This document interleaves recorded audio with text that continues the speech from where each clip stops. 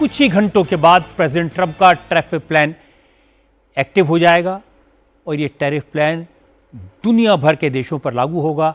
America ने जो tariff लगाए हैं वो लागू हो जाएंगे। लेकिन इससे पहले आज टैरिफ के इशू पर अमेरिका और चीन खुलकर एक दूसरे के सामने आ गए। प्रेसिडेंट ट्रंप ने धमकी दी है, अगर चीन ने 24 घंटे के भीतर अमेरिका पर लगाया गया 34% का रेसिप्रोकल टैरिफ वापस नहीं लिया तो वो चीन के प्रोडक्ट्स पर 50% का एडिशनल टैक्स लगा देंगे। जवाब में चीन ने कहा वो अमेरिका के साथ हर तरह की जंग के लिए तैयार है। अमेरिका के साथ इस टैरिफ वॉर को चीन अंजाम तक पहुंचाएगा। हालांकि बड़ी बात यह कि पिछले 3 दिन से दुनिया भर के शेयर मार्केट में जो हाहाकार मचा हुआ था वो थम गया है। भारत समेत ज्यादातर देशों के शेयर मार्केट में रिकवरी देखी गई है। सेंसेक्स करीब 1100 अंकों के बढ़त के साथ बंद हुआ। निफ्टी में भी 350 पॉइंट्स की रिकवरी देखी गई। शेयर मार्केट्स में रिकवरी हुई, लेकिन दुनिया भर के बाजारों में मंदी की आहट सुनाई देने लगी है। अमेरिका में इलेक्ट्रॉनिक्स, टेक्सटाइल और स्टील सेक्टर से जुड़े प्रोडक्ट्स महंगे हो गए। चीन का एक्सपोर्ट गिर गया। इसका असर यह हुआ कि अब चीन को WTO के नियमों की याद आने लगी। चीन ने कहा कि अमेरिका के रुख पर दुनिया के सभी देशों को मिलकर विरोध करना चाहिए। अमेरिका को WTO के रूल्स को फॉलो करने के लिए मजबूर करना चाहिए, क्योंकि अमेरिका अपने फायदे के लिए पूरी दुनिया का बिजनेस चौपट कर रहा है। लेकिन सवाल है, आज जो हालात पैदा हुए हैं, क्या उसके लिए डोनाल्ड ट्रंप जिम्मेदार हैं या मौजूदा प्रॉब्लम की जड़ में चीन की नीतियां हैं? इस पर चर्चा करेंगे आज की बात में। और इसके अलावा आपको यह भी बताऊंगा कि मौजूदा हालात से निपटने के लिए भारत सरकार क्या कर रही है। तो सबसे पहले बात करते हैं टैरिफ को लेकर प्रेसिडेंट ट्रंप और चीन के प्रीमियर शी जिनपिंग के बीच चल रही जंग की। ट्रंप के टैरिफ वॉर की वजह से पिछले हफ्ते से शेयर बाजार में जो कोहराम बचा था वो आज काफी हद तक थम गया। आज सेंसेक्स 1089 पॉइंट की बढ़त के साथ बंद हुआ, तो निफ्टी में भी 374 पॉइंट्स का उछाल आया। भारत के अलावा आज एशिया में जापान, साउथ कोरिया, चीन, हांगकांग और ऑस्ट्रेलिया के शेयर मार्केट बढ़त के साथ बंद हुए। वहीं यूरोप में जर्मनी, ब्रिटेन और फ्रांस के स्टॉक एक्सचेंज में कल हुए भारी नुकसान को कुछ हद तक रिकवर किया और बाजार के सेंटिमेंट सुधरे हुए दिखाई दिए। यूरोपियन यूनियन का कॉमन इंडेक्स स्टॉक्स 600 आज 2.6% के उछाल के साथ खुला। वहीं जर्मनी में फ्रैंकफर्ट का डेक्स 2% से ज्यादा बढ़ा। आज स्टॉक मार्केट के सुधरने की वजह जापान रहा। जापान ने प्रेसिडेंट ट्रंप के साथ बात करके टैरिफ कम करने की पहल की। दोनों देश बहुत जल्द टैरिफ पर बातचीत करके डील फाइनल करेंगे। अब सवाल है कि चीन ने दादागिरी करके 24 साल में दुनिया भर के मार्केट पर कब्जा कर लिया। वो 1-2 दिन में या 2-4 महीने में तो खत्म हो नहीं सकता। ऐसी परिस्थिति में भारत जैसे देश क्या करें? तो इसका जवाब प्रधानमंत्री नरेंद्र मोदी ने दिया। मोदी ने कहा कि सेल्फ डिपेंडेंट होना, आत्मनिर्भर बनना ही एकमात्र रास्ता है। हमें इंडिया फर्स्ट के रास्ते पर चलना है। अपने नौजवानों को बिजनेस ओरिएंटेड बनाना होगा, इंडस्ट्री डेवलप करनी होगी, इंफ्रास्ट्रक्चर क्रिएट करना होगा और मुद्रा योजना इसी सोच का नतीजा है। मोदी ने 2016 में मुद्रा योजना की शुरुआत की थी। इस योजना के तहत अपना कारोबार शुरू करने वाले लोगों को सरकार बिना किसी गारंटी के, बिना ब्याज के लोन देती है। अब तक 33 लाख करोड़ रुपए के लोन दिए जा चुके हैं।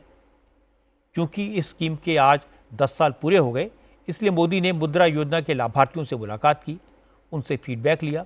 मोदी ने कहा, लोग तो आरोप लगाते हैं कि अमीरों की सरकार है, लेकिन 33 लाख करोड़ रुपए तो आम लोगों की जेब में गए और इन लोगों ने इस पैसे पर मौज नहीं की, इसे व्यापार में लगाया, ट्रेड में लगाया। इससे रोजगार भी पैदा हुए, इकोनॉमिक ग्रोथ में भी मदद मिली और लोन भी वक्त पर वापस किए गए। वक्त अमेंडमेंट एक्ट को लेकर आज कई बड़ी खबरें आई। आज सरकार की तरफ से नोटिफिकेशन जारी होने के बाद वक्त अमेंडमेंट एक्ट पूरे देश में लागू हो गया। दूसरा अपडेट यह है कि वक्फ एक्ट के खिलाफ सुप्रीम कोर्ट में जो 15 पिटीशन फाइल की गई हैं, उन पर सुप्रीम कोर्ट 16 अप्रैल को सुनवाई करेगा। आज केंद्र सरकार ने भी सुप्रीम कोर्ट में केविएट फाइल करके कोर्ट से अपील की कि वक्फ अमेंडमेंट एक्ट को लेकर कोई भी आदेश केंद्र सरकार का पक्ष सुने बगैर पास न किया जाए। लेकिन राजनीतिक पार्टियां वक्फ एक्ट के खिलाफ कानूनी जंग की तैयारी कर रही हैं। जहां तक कट्टरपंथी मुस्लिम संगठन है, अब वो हिंसा पर, वायलेंस पर उतारू हो गए हैं। आगजनी कर रहे हैं, तोड़फोड़ कर रहे हैं, पत्थरबाजी कर रहे हैं। आज पश्चिम बंगाल में ये देखने को मिला। मुर्शिदाबाद में वक्फ अमेंडमेंट एक्ट के खिलाफ प्रोटेस्ट के दौरान जमकर हिंसा हुई।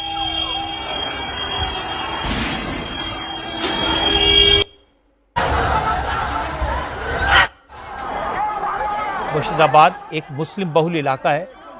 यहाँ जंगीपुर में कई मुस्लिम संगठनों के कार्यकर्ताओं ने वक्फ एक्ट के खिलाफ प्रदर्शन के दौरान अचानक पत्थरबाजी शुरू कर दी, आसपास की दुकानों में तोड़फोड़ की, फिर सड़कों पर खड़ी गाड़ियों और रेहड़ी पटरी वालों की दुकानों में आग लगा दी। दंगाइयों ने वहां मौजूद पुलिस की गाड़ियों को भी नहीं बख्शा, उन्हें भी आग के हवाले कर दिया। हालांकि ममता की मुश्किल इससे कम नहीं होगी, क्योंकि अब उनके सामने नई प्रॉब्लम खड़ी हो गई है। पार्टी के बड़े बड़े नेता आपस में झगड़ रहे हैं और उनके झगड़े जनता के सामने आ गए हैं। आज तृणमूल कांग्रेस के सांसद कल्याण बनर्जी, कीर्ति आजाद और महुआ मोइत्रा के झगड़े का वीडियो सामने आया। तृणमूल कांग्रेस के सांसदों के लिए बने व्हाट्सएप ग्रुप के चैट लीक हो गए। जो वीडियो और चैट सामने आए वो 4 अप्रैल के हैं। ममता की पार्टी के एमपीज का डेलीगेशन इलेक्शन कमीशन से मिलने गया था। उस दौरान महुआ मोइत्रा और कल्याण बनर्जी के बीच तकरार हुई। महुआ मोइत्रा ने इलेक्शन कमीशन के दफ्तर में तैनात बीएसएफ के जवानों को बुलाकर कल्याण बनर्जी को गिरफ्तार कराने की धमकी दी। इसीलिए एक वीडियो में कल्याण बनर्जी बेहद भड़के हुए दिखाई दे रहे हैं। वहां मौजूद पार्टी के दूसरे सांसद उन्हें शांत करने की कोशिश कर रहे हैं। कल्याण बनर्जी ये कहते हुए सुनाई दे रहे हैं कि कोई उन्हें गिरफ्तार करने की धमकी दे रहा है। दूसरे नेता कह रहे हैं कि वो धीरे बोले वरना बात मीडिया में चली जाएगी। जिसके बाद कल्याण बनर्जी ने कहा, अगर मीडिया को पता चलता है तो चले, दुनिया के सामने सच्चाई आनी चाहिए। जयपुर से आज एक दर्दनाक खबर आई। शराब के नशे में धुत कांग्रेस के नेता ने कार से 9 लोगों को कुचल दिया, जिसमें एक महिला समेत 3 लोगों की मौत हो गई। इस घटना के बाद आज दिन भर जयपुर में प्रोटेस्ट हुए। लोगों की नाराजगी इस बात को लेकर है कि लोगों को कार से रौंदने वाला उस्मान खान जयपुर में कांग्रेस का जिला उपाध्यक्ष है और एक्सीडेंट के बाद इस शख्स की मदद करने सबसे पहले कांग्रेस के एमएलए अमीन कागजी मौके पर पहुंचे। असल में उस्मान ने जिस तरह एक के बाद एक कई लोगों पर कार चढ़ाई और उन्हें कुचलता चला गया, वो तस्वीरें जिसने भी देखी उसकी रूह कांप गई। कार की स्पीड कितनी थी, इसका अंदाजा घटना का सीसीटीवी फुटेज देखकर लगाया जा सकता है। और पता चला कि कल रात शराब के नशे में धुत कांग्रेस नेता उस्मान खान ने सबसे पहले गलता गेट इलाके में अपनी कार से एक गाड़ी की टक्कर मारी। इसके बाद एमआई रोड पर उसने दूसरी गाड़ी को हिट किया। फिर वहां से नाहरगढ़ इलाके में पहुंचा और वहां एक के बाद एक कई लोगों को कुचलता हुआ निकल गया। एक्सीडेंट के बाद पूरे इलाके में अफरा तफरी मच गई, लोग इधर उधर भागने लगे। इसी बीच एक शख्स जिसकी बाइक को टक्कर मारी गई थी, उसने हिम्मत करके उस्मान की कार का पीछा किया, उसे रोकने की कोशिश की, लेकिन जैसे ही वो आरोपी उस्मान के पास पहुंचा तो उसने एक बार फिर भागने की कोशिश की, लेकिन उसकी गाड़ी एक दीवार से टकरा गई, तब जाकर वो पकड़ में आया। आज पंजाब से चौंकाने वाली खबर आई। जालंधर में पंजाब के पूर्व मंत्री और बीजेपी के सीनियर लीडर मनोरंजन कालिया के घर पर ग्रेनेड अटैक हुआ। ब्लास्ट इतना जोरदार था कि कालिया के घर के दरवाजे टूट गए। आसपास खड़ी गाड़ियों को जबरदस्त नुकसान हुआ। हैरानी की बात यह कि पुलिस चौकी मनोरंजन कालिया के घर से सिर्फ 50 मीटर दूर है, लेकिन ब्लास्ट होने के बाद भी पुलिस मौके पर नहीं पहुंची। पुलिस स्टेशन में किसी ने कालिया का फोन नहीं उठाया। मनोरंजन कालिया के घर पर लगे सीसीटीवी कैमरों की फुटेज से पता चला कि ग्रेनेड अटैक करने वाले ई रिक्शा से आए थे। हमलावरों ने पहले घर की रैकी की, फिर कुछ मिनटों के बाद ग्रेनेड फेंककर भाग गए। नेपाल को फिर से हिंदू राष्ट्र घोषित करने और राजशाही की वापसी की मांग को लेकर आंदोलन तेज हो रहा है। आज भी काठमांडू में राजशाही बहाल करने की मांग को लेकर जबरदस्त विरोध प्रदर्शन हुआ। काठमांडू में राष्ट्रीय प्रजातंत्र पार्टी के हजारों समर्थक सड़कों पर उतरे।